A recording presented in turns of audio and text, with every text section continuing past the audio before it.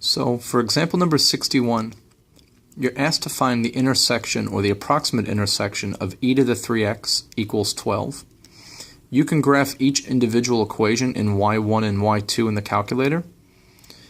For e, you could do second divide, but for e to a power is second natural log.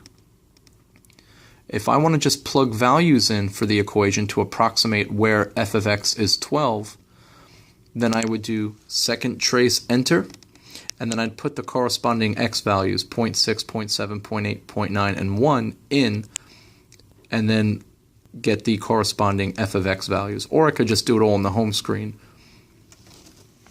So because 12 falls between 11.02 and 14.88, we know the answer for x would be approximately somewhere between 0.8 and 0.9. And that's how to do any table or equations like that. Moving down to question 65, you can graph the left side of any of these equations in y1 and the right in y2. Then you'd press second trace number 5 to find the intersection, and then press enter 3 times.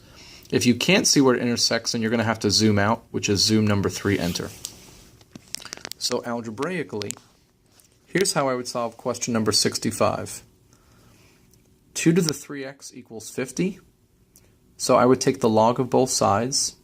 Remember, one of my properties of logs is an exponent moves to the front as a product. So 3x times the log of 2 equals the log of 50. To get x by itself, I'm multiplying x by 3 and log 2, so I divide that to the other side.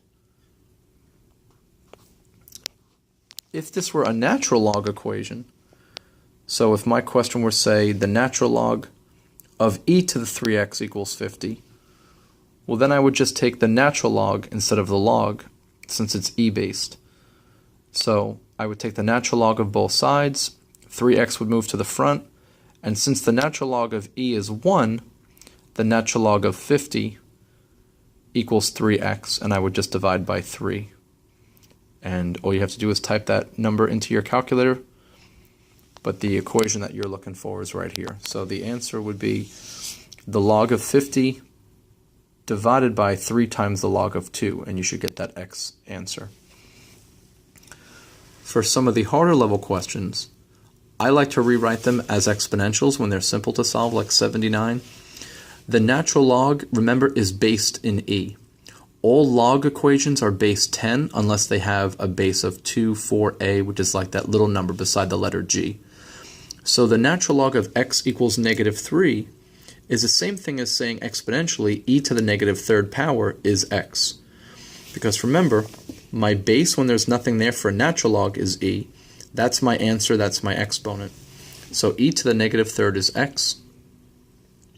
Therefore, if I just solve for e to the negative third, I get approximately 0.05, but that's the exact answer from the calculator.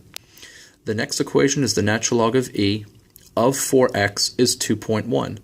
So I could rewrite that as e to the 2.1 power equals 4x, and then to solve for x, I would divide by 4, and I would get 2.0415, and so on. Last, if I had a multi-level, or just a lot of steps to solve for, first I would condense the logs. They're both in base 4. I know a minus sign attaching x and x minus 1 means I was dividing them. 4 is my base, 1/2 is the original exponent, and it equals the term besides log base 4. I know 4 to the 1/2 is the same as the square root of 4, or 2. And then I can just cross multiply my fraction. So 2 times x minus 1 equals x times 1. Subtract 2x, I get negative 1x, and then dividing by negative 1, I get x equals 2. I hope that all makes sense.